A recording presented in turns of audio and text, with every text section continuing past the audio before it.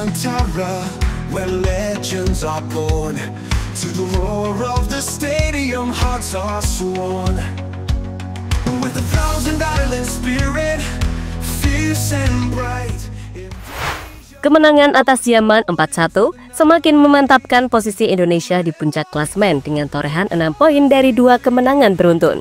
Bahkan kini Indonesia berpotensi menjadi satu-satunya wakil ASEAN yang berhak lolos ke Piala Dunia setelah Thailand sudah gugur duluan. Melihat apa yang ditunjukkan oleh timnas Indonesia di Piala Asia U17 inilah yang pada akhirnya membuat tim-tim ASEAN sepakat kalau Indonesia kini resmi jadi kiblat sepak bola di kawasan Asia Tenggara. Karena nggak hanya tim senior saja yang mengalami perkembangan signifikan, tapi juga kelompok umur yang tampil gemilang dan berhasil lolos ke Piala Dunia.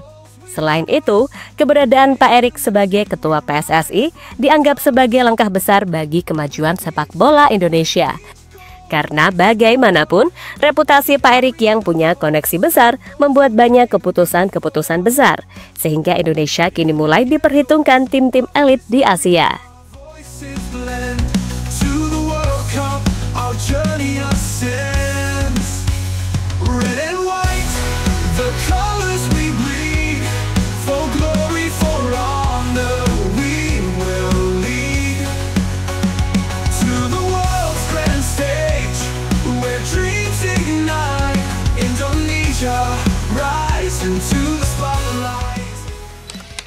Prince Abdullah Stadium menjadi saksi bagaimana timnas U17 Indonesia mencetak sejarah baru.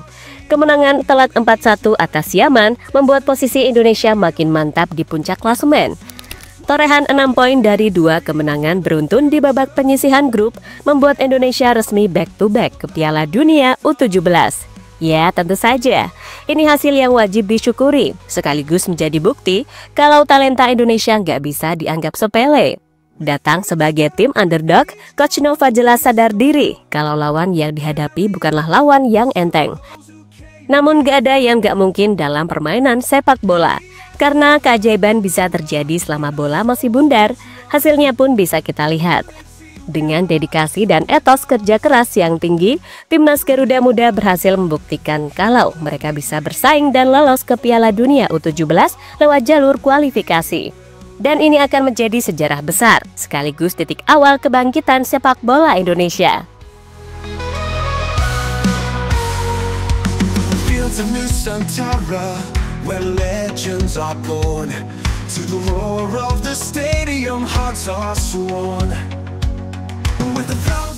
Tentu saja kesuksesan pasukan Garuda Muda lolos ke Piala Dunia U17 bukan hanya keberuntungan semata. Kerja keras serta persiapan matang telah dilakukan oleh Coach Nova jauh-jauh hari. Karena seperti kita tahu, terutama soal kekompakan antar pemain dan kebugaran tubuh yang harus dituntut selalu prima. Karena bagaimanapun, persiapan di level Asia jauh lebih sulit dibandingkan Piala AFF. Hasilnya pun kita bisa lihat dalam 2 pertandingan di babak penyisihan grup kemarin. Meski kemenangan versus Korea dianggap hoki, tapi kemenangan versus Yaman dengan skor 4-1 sekali lagi membuktikan kalau Indonesia nggak hanya jago dalam bertahan, tapi mereka punya kualitas untuk bersaing di level Asia. Bahkan mereka juga mampu meladeni permainan cepat timnas Korea dan Yaman selama 90 menit di lapangan. Hal yang sekali lagi membuktikan kalau Indonesia memang layak lolos ke Piala Dunia U17 di Qatar. Of history, our voices blend to the World Cup, our journey ascends. Red and white, the colors we bleed, for glory, for honor, we will lead to the world's grand stage, where dreams ignite. Potensi Indonesia jadi satu-satunya wakil ASEAN di World Cup Under-17. Piala Asia U17 2025 yang berlangsung di Arab Saudi menjadi ajang penting bagi negara-negara ASEAN untuk menunjukkan kemampuan mereka di pentas sepak bola Asia. Turnamen ini tidak hanya menjadi ajang kompetisi, tetapi juga menjadi langkah ekspres untuk meraih tiket ke Piala Dunia U17 2025. Indonesia, Vietnam, dan Thailand menjadi wakil dari ASEAN yang berpartisipasi dalam turnamen ini. Timnas Indonesia U17 menunjukkan performa yang sangat menjanjikan dengan 2 kemenangan beruntun. Dengan hasil ini, Indonesia dipastikan lolos ke babak 8 besar dan dengan demikian otomatis merebut tiket lolos ke Piala Dunia U17 2025. Sementara itu, berbeda dengan Timnas Indonesia, Thailand mengalami nasib yang kurang beruntung di Piala Asia U17 tahun ini.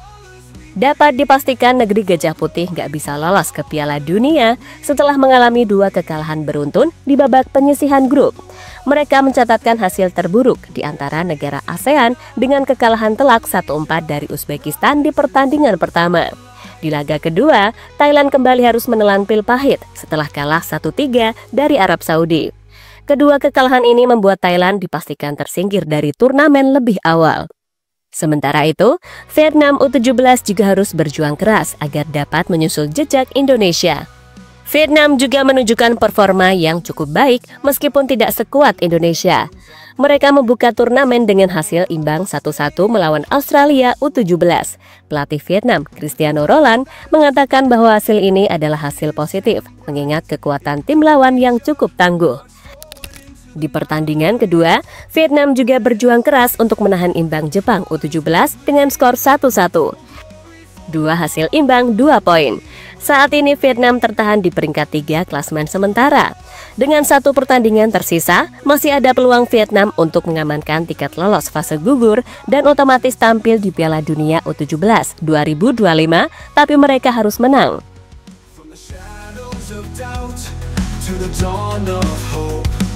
Across the oceans wide on Fakeside Road, with the fire of Garuda in our souls we trust.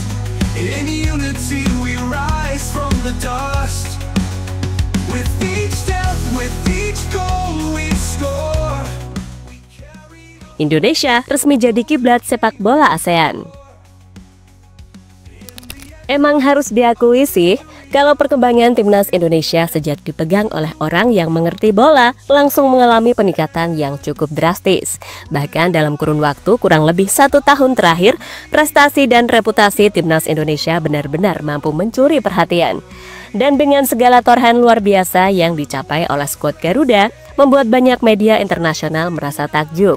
Sebab semua tahu, sebelumnya Indonesia benar-benar menjadi negara pesakitan, terutama ketika mendapatkan sanksi FIFA. Belum lagi soal dualisme yang pernah melanda PSSI, sampai membuat timnas kita pernah hancur lebur 10-0 di tangan Bahrain.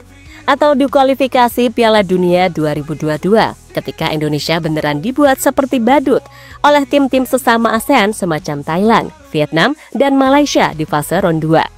Namun layaknya sebuah seni kehidupan, keadaan kini pelan-pelan mulai membaik. Dan ya, timnas Indonesia menjadi seperti sekarang, yang kita semua tahu seperti apa. Ya, melihat gimana perkembangan yang ada, pada akhirnya membuat tim-tim lain di ASEAN yang sedang dalam fase berkembang, macam Kamboja, Laos, Brunei, hingga Malaysia, menjadikan Indonesia sebagai acuan untuk maju. Alasannya masuk akal, di mana Indonesia benar-benar dianggap mampu mencari potensi terbaik pemain keturunan yang ada di Eropa. Bahkan kini timnas senior Indonesia masih punya peluang besar untuk lolos ke Piala Dunia 2026 usai mengalahkan Bahrain di GBK. Sementara terbaru, kesuksesan timnas U17 Indonesia lolos ke Piala Dunia 2025 di Qatar membuat tim-tim ASEAN makin yakin kalau Indonesia saat ini adalah kiblat sepak bola di kawasan Asia Tenggara. To Nusantara, where legends are born.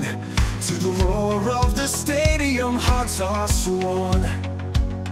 With 1,000 island spirit, fierce and bright, Indonesia march forward into the night. Malaysia harus tiru Indonesia jika ingin bersaing di level Asia. Mantan pelatih timnas Malaysia Kim Panggon secara terbuka ingin Malaysia mencontoh timnas Indonesia dengan mencari pemain keturunan yang berada di Eropa. Selain itu, dia juga menilai perkembangan pemain-pemain muda adalah kebutuhan paling penting dan itu sejatinya dilakukan Indonesia dengan sangat baik dengan program potong generasi yang dilakukan. Ya, Kim Pan-gon beneran ingin Federasi Sepak Bola Malaysia mulai memikirkan cara untuk membuat sistem yang bisa menghasilkan pemain-pemain muda terbaik setiap tahunnya. Sehingga alih-alih ia membandingkan Malaysia dengan negara seperti Jepang ataupun Korea, ia bisa memberi contoh Indonesia yang beneran terbukti mampu menggabungkan pemain muda dengan pemain keturunan yang ada di Eropa, yang bahkan sebagian besar juga muda, macam Justin Hubner, Ivar Jenner, Rafael Struijk, Jay Itzes, hingga Nathan Choaon ataupun Ole Romani yang tampil gemilang di bulan Maret kemarin. Kita tidak bisa membandingkan dengan Korea Selatan atau Jepang karena mereka punya sistem yang sangat bagus. Saya kira kita perlu meninjau dan memperbaiki sistem kita untuk menghasilkan talenta-talenta muda. Sangat penting untuk menghasilkan pemain muda terbaik setiap tahunnya. Upaya lain mungkin kita bisa mencontoh pelatih-pelatih Indonesia yang terbang ke Eropa untuk mencari pemain keturunan. Tapi bagi saya, kebutuhan utamanya adalah sistem pengembangan yang menghasilkan pemain-pemain lokal terbaik. Setelah itu, upaya selanjutnya adalah dengan strategi bersaing. Bagi saya, Indonesia akan segera menjadi tim terbaik dengan usaha yang mereka berikan. Tetapi Malaysia harus menantang mereka jika ingin maju, ucap Kim dilansir dari Makan Bola. Red and white, the colors we bleed. For glory, for honor, we will lead. To the world's grand stage, where dreams ignite. Dan terlepas dari apapun, semoga aja dengan kemenangan atas Yaman 4-1 membuat kepercayaan diri para pemain semakin meningkat. Tetapi ingat, jangan puas diri, karena tantangan besar sudah menanti. Karena di Piala Dunia nanti, para pemain Indonesia akan menghadapi tantangan yang sebenarnya.